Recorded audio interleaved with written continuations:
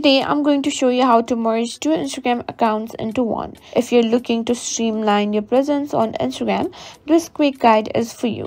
First, let's clarify. Instagram doesn't have a direct feature for merging accounts, but you can consolidate your content and followers by following the steps.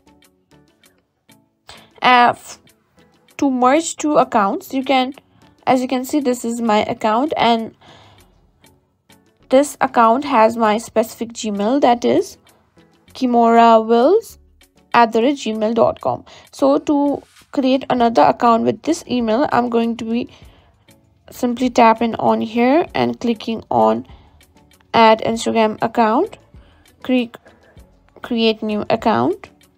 Now I need to use some username, fill in all the information, and my Instagram account will be created through the email that I was using from the previous account. And that's all there is to it on how to merge two accounts on Instagram.